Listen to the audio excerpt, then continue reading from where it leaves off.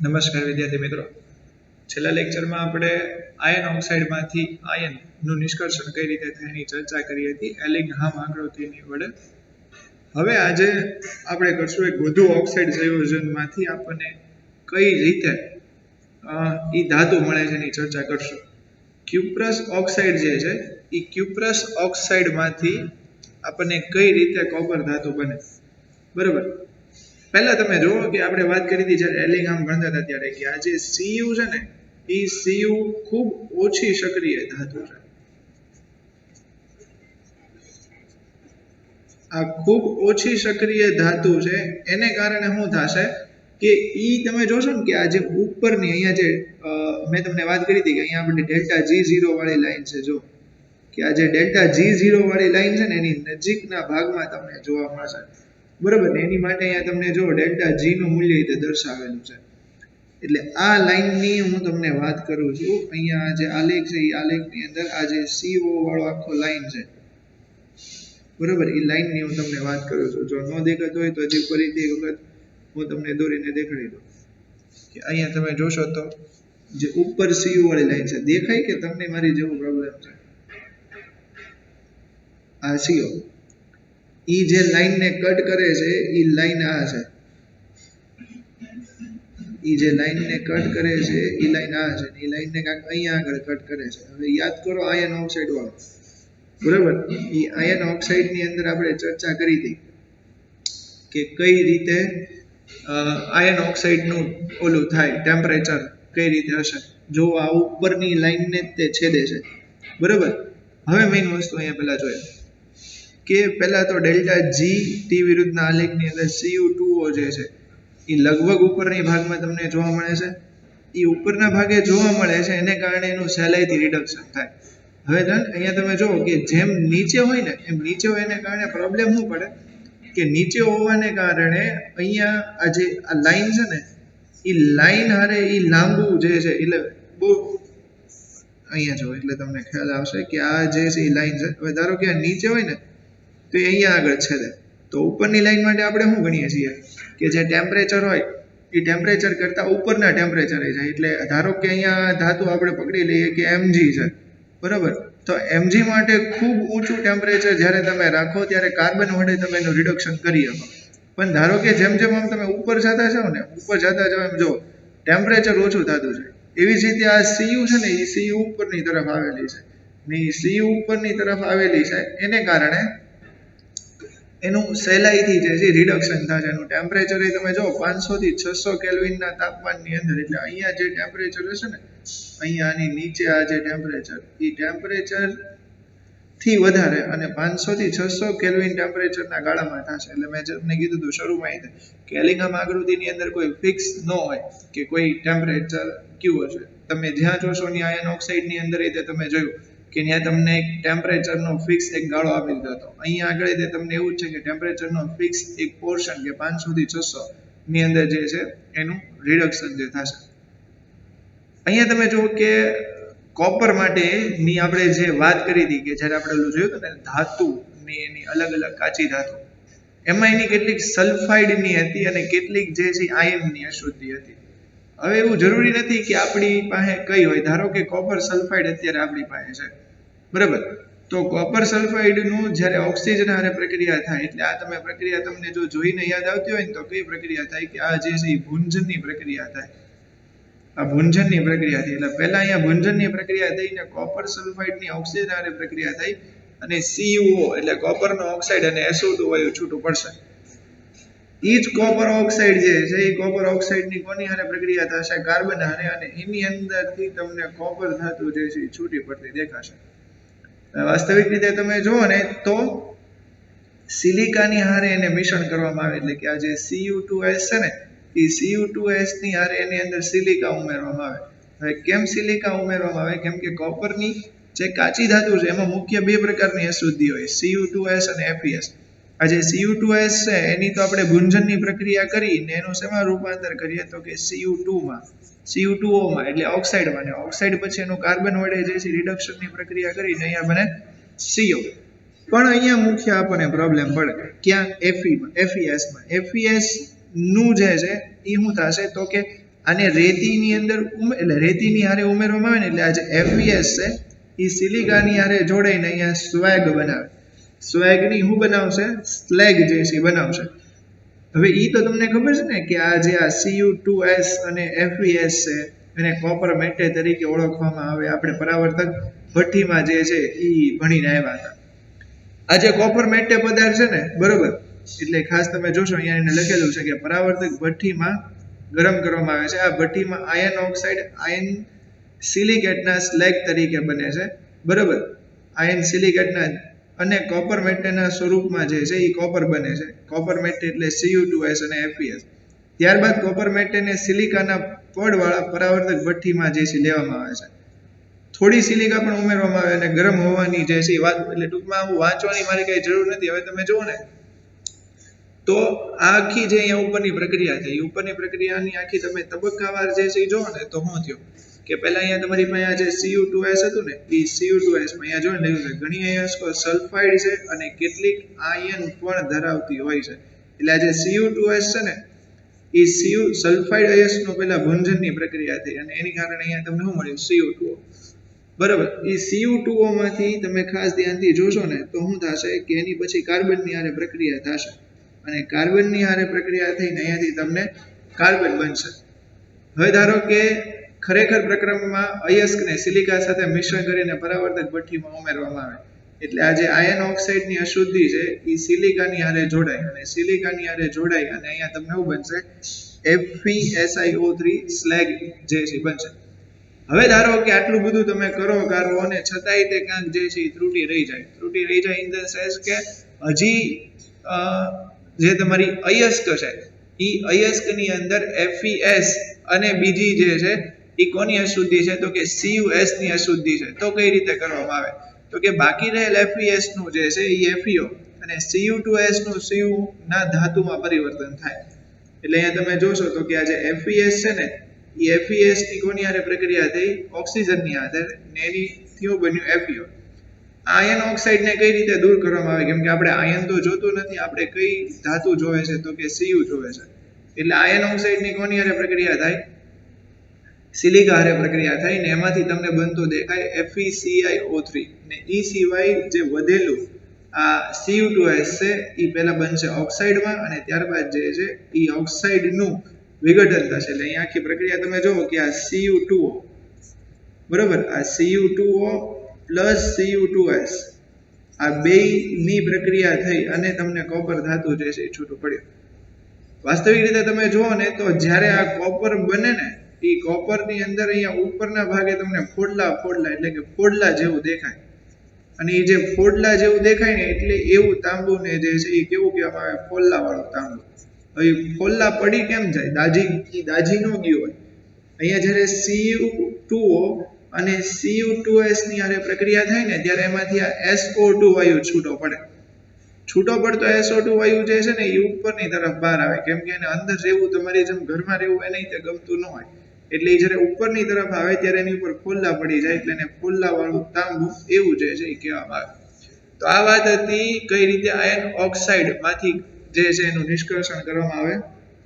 ખાસ એલિગમ આકૃતિને એક વખત ફરીથી જુઓ કે એલિગમ આકૃતિને ખાસ ફરીથી એક વખત જુઓ કે આયન કોપર ઓક્સાઇડ જે છે એ અહીંયા આગળ જે છે એ છેદે છે. હવે અહીંયા જે છે એ ટેમ્પરેચર ખૂબ ઓછું હોવાને કારણે સરળતાથી કોપર ઓક્સાઇડમાંથી એનું રિડક્શન થશે. એ પછી 500 થી 600 કેલ્વિન જેટલા ટેમ્પરેચરે થશે. કોઈ વખત એની અંદર Cu2S ની અશુદ્ધિ હોય ને કોઈ વખત એની અંદર FeS ની અશુદ્ધિ તમને જોવા મળે. તો આ Cu2S ની કઈ પ્રક્રિયા થશે? ભુંજનની પ્રક્રિયા થશે, બરોબર. જ્યારે FeS ની કોની હારે પ્રક્રિયા થશે? તો કે એની પ્રક્રિયા થાય સિલિકા હારે. જેવી એની પ્રક્રિયા સિલિકા હારે થાય એટલે બને સ્વેગ. સ્વેગની શું બનશે? સ્લેગ બનશે. એ સ્લેગને તો દૂર કરવામાં આવે પણ ધારો કે હવે આ જે છે Cu2S પ્લસ FeS, આ Cu2S અને FeS જે છે એને કોપર મેટે તરીકે ઓળખવામાં આવે. એને મેટેની પરાવર્તક ભઠ્ઠીમાં ઉમેરવામાં આવે અને પછી એની જે છે એ પ્રક્રિયા થાય અને પ્રક્રિયાને અંતે વધ્યું ઘટ્યું જે હશે FeS અને Cu2S એની પ્રક્રિયા થશે અને આવી રીતે બનશે. છેલ્લે તમે જોશો તો Cu2O અને Cu2S એ બે વચ્ચે પ્રક્રિયા થઈ અને અહીંયા બનશે Cu અને SO2 વાયુ છૂટો પડશે. હવે આ જ્યારે SO2 વાયુ છૂટો પડે ત્યારે અહીંયા ઉપરના ભાગથી એ બહાર નીકળે એટલે આ જે તાંબુ છે એને ફોલ્લા વાળું તાંબુ એવું કહેવામાં આવે. એની પછી તમે જુઓ કે ઝિંક ઓક્સાઇડમાંથી ઝિંકનું નિષ્કર્ષણ અહીંયા જે તમને આકૃતિ આપેલી છે ને એ આકૃતિની અંદર તમે ખાસ જુઓ કે ઝિંક ઓક્સાઇડ વાળી તમને લાઈન આપેલી છે.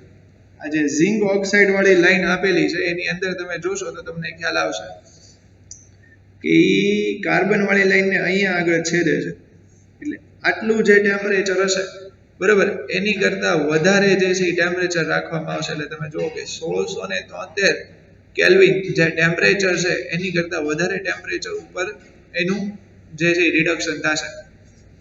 ઝિંક ઓક્સાઇડ નું રિડક્શન જે છે એ કોક ને ઉપયોગ કરીને કરવામાં આવે છે. તો હવે અમને બધાને ખબર પડી ગઈ છે કે કોકની મદદથી થશે. કોપરના કિસ્સામાં કોપરના કિસ્સા કરતાં અહીંયા ટેમ્પરેચર વધારે ઊંચું જોશે બરાબર. ગરમ કરવાના હેતુ માટે ઓક્સાઇડની કોક અને માટી સાથે નાની ઈંટો જે છે બનાવવામાં આવે અને મુખ્યત્વે જે છે ધાતુનું નિસ્યંદન કરવામાં આવે અને ઝડપી શીતન કરીને એકઠી જે છે એ કરવામાં આવશે. એટલે અહીંયા તમે જોશો તો ZnO માંથી જે છે એ Zn અને કાર્બન મોનોક્સાઇડમાં જે છે પરિવર્તિત થશે. એટલે હવે આખી વાતનો તમે તાત્પર્ય જે છે એ જોવો ને કે તો અહીંયા તમને આ કવિ જે છે એ કહેવા શું માંગે છે કે 3 આપણે ઉદાહરણો જોયા.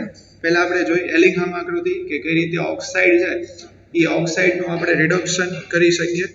એની પછી આ જે વાત છે એની અંદર તમે જુઓ કે પહેલા આપણે જોયું આયન ઓક્સાઇડ બરાબર. એ આયન ઓક્સાઇડ માટે તમે જોશો તો 1073 કેલ્વિન ટેમ્પરેચર થી ઉપર હતું. જ્યારે તમે કોપર માટે જોશો કોપર ઓક્સાઇડની જો તમે વાત કરશો તો 500 થી 600 કેલ્વિન ટેમ્પરેચર હશે. ને જ્યારે તમે ઝિંક ઓક્સાઇડની વાત કરશો તો એ ઝિંક ઓક્સાઇડ માં તમને ટેમ્પરેચર કેટલું જોવા મળશે તો કે 1673 કેલ્વિન જેટલું તમને ત્યાં ટેમ્પરેચર જે છે જોવા મળશે બરાબર. એટલે આખી વાત ને તમે એક વખત જોઈ લો ફરીથી. આપણે અહીંયા જે છે હું તમને ખાલી ચાર્ટ બનાવીને કહી દઉં કે કઈ રીતે થશે એટલે ઓલમોસ્ટ પ્રક્રિયા તમને ક્લિયર થઈ જાય કે Cu2s એટલે અહીંયા શું હશે Cu2s એટલે કે Cu2s નું ગુંજન થશે. એનું ગુંજન થઈને બનશે Cu2O. એ Cu2O ની કાર્બન હારે પ્રક્રિયા થશે અને Cu બનશે આ હારે. જ્યારે FeS હશે એ FeS ની પ્રક્રિયા કોની હારે થશે તો કે SiO2 હારે થશે અને જે છે અહીંયા શું બનશે સ્લેગ બનશે. હવે આ જે Cu2s અને FeS જે છે Cu2s અને FeS છે એ મેટે પદાર્થ તરીકે ઓળખવામાં આવે અને જેને પરાવર્તક ભઠ્ઠીમાં ઉમેરવામાં આવે એટલે અહીંયા તમે જુઓ કે મોટા ભાગના જે છે એ કોપર સલ્ફાઇડ ને એનું રિડક્શન થઈ ગયું. પણ ધારો કે આ FeCu2s છે એ Cu2s નું રિડક્શન નથી થયું તો એનું ફરીથી પ્રક્રિયા થશે ઓક્સિજન હારે એટલે Cu2s નું જે છે એ ફરીથી ગુંજનની પ્રક્રિયા થશે. અહીંયા તમે જો Cu2s ની ફરી પ્રક્રિયા થઈ ઓક્સિજન હારે અને Cu2 બનશે. અહીંયા જે Cu2O બને છે એની Cu2s હારે પ્રક્રિયા થશે એટલે ખાસ આ પ્રક્રિયા તમારે યાદ રાખવાની થશે.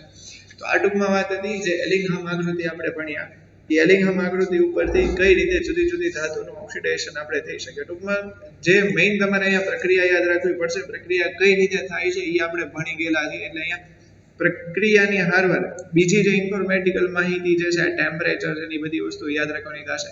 બને તો તમે ચાર્ટ જે છે બનાવવાની એની પ્રેક્ટિસ કરજો તો વધારે તમને ખ્યાલ આવશે. નહીતર છેલ્લે આને આ ચેપ્ટર જે છે તમારે બાકીને બાકી ઉભું રહેશે. તો હવે પછી Fe2O3 ની જગ્યાએ આપણે લખીએ FeO કેમ કે આપણે FeO નું ઉદાહરણ જોયું તો FeO ZnO અને જે છે કોપર ઓક્સાઇડ. આ કોપર ઓક્સાઇડ માંથી કોપર કઈ રીતે મળે છે એટલે આપણે એલિંગહામ આકૃતિની ઉદાહરણ દ્વારા સમજણ લીધી. હવે ધારો કે આની અંદરથી 2 માર્કનો એક ક્વેશ્ચન પૂછાવાનો છે જે આપણે વાત કરી હતી શરૂમાં ચેપ્ટરના. તો 2 માર્કનો ક્વેશ્ચન આખો તમને અહીંયાથી ઓનો પૂછે કે આયન ઓક્સાઇડ નું આયન માં જે એલિંગહામ આકૃતિની મદદથી સમજણ કરો. અહીંયાથી જે તમને ક્વેશ્ચન પૂછાશે એની આપણે પેટર્ન થોડાક 2 થી 3 જેવા ક્વેશ્ચન લીધેલા છે. તો એ લોજિક જેવા ક્વેશ્ચન કદાચ હાર્ડ લેવલે તમને પૂછાય તો આવી રીતના થઈ શકે. પહેલો ક્વેશ્ચન તમે જોશો તો Cr2O ની ડેલ્ટા R0 નું મૂલ્ય 540 કિલોજૂલ પર ઇનવર્સ છે અને Al2O3 ની ડેલ્ટા R G0 નું મૂલ્ય -887 કિલોજૂલ પર ઇનવર્સ છે. તો Cr2O3 નું Al વડે રિડક્શન શક્ય થશે કે નહીં? અહીંયા આગળ તમે જુઓ ને તો પહેલી પ્રક્રિયા Cr2O3 માટે લખો તો 4/3 Cr gas plus 3/2 O2 gas heat gives 2/3 Cr2O3 solid. આ પ્રક્રિયા જે છે એની માટે ડેલ્ટા G0 નું મૂલ્ય તમને કેટલું આપેલું છે? -540 કિલોજૂલ મોલ ઇનવર્સ આપેલું છે.